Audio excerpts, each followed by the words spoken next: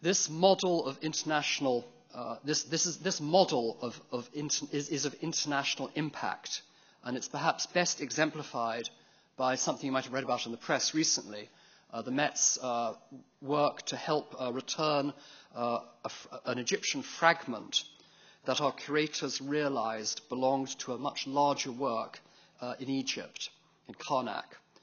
The granite relief had been on loan to the Met, and our research revealed that the inscription on the fragment matched a larger sort of altar table in an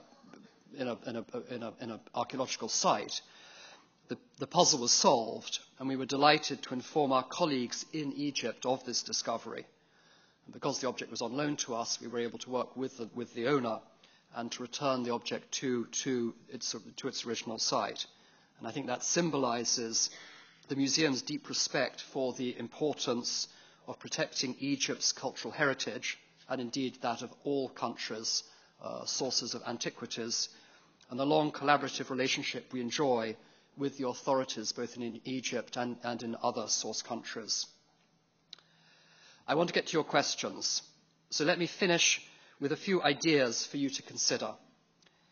It's amazing to think that there sits within your city a building containing an Etruscan chariot from the 6th century BC, Picasso's Gertrude Stein, Washington crossing the Delaware, the armour of King Henry II of France, an Egyptian temple not from the 15th century BC, from a few years, well, the life of,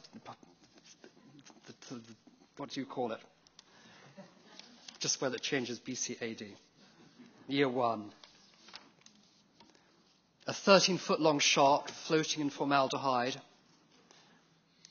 and a medieval reliquary supposedly containing Mary Magdalene's tooth. What are all these objects doing here? What does it matter to have the Met in our city? It's simple. The Met is an international resource on your doorstep that has been built up by generations of collectors and scholars and supporters. The Met is our memory, our classroom, our history. It's our voice, our solace, our inspiration, our pride. It's only by understanding the past that we understand who we are, that we understand the choices we are making and where we're going. Few things speak so powerfully to us, both as individuals and as a civilization, as the art and objects within our galleries. At a moment when the museum faces budget gaps in the coming years of significant sums, I like to think that our communal responsibility to this institution is acutely apparent. The museum will increase revenues and cut costs, but we cannot do it alone.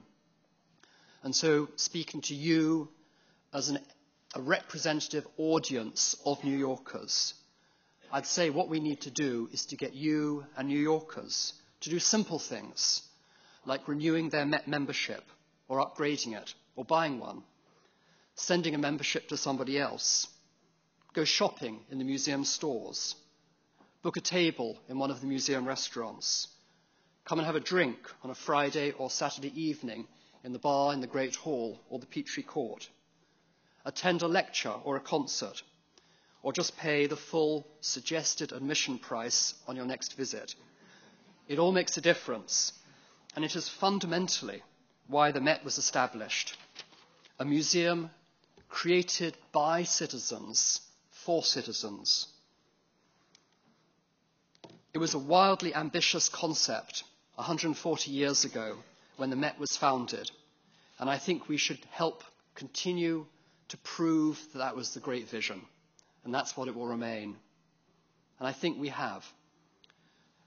Remarkably, this idea, art collections privately amassed, not by the church or royal courts, but by donors determined to share art and history with the public, has survived 2 world wars, recessions, depressions, movies, television, and the internet, without losing its integrity or its relevance. One of my favorite places, I say in New York, in the whole world, is the balcony over the museum's Great Hall. From there, in a few steps, you can find a different culture in any direction, in both the art and our visitors. As I look forward and think of the museum's 150th anniversary in 2020, I challenge myself to envisage the Met that I want to see then, what the experience of our collections could be for that future, what we can build and refine, and what should be treasured and left untouched. That image, that is not yet fully formed, is something that will be part of a dialogue with our staff, with our supporters, and with our audience.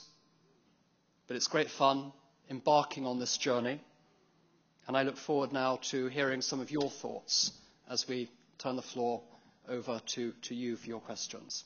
So thank you.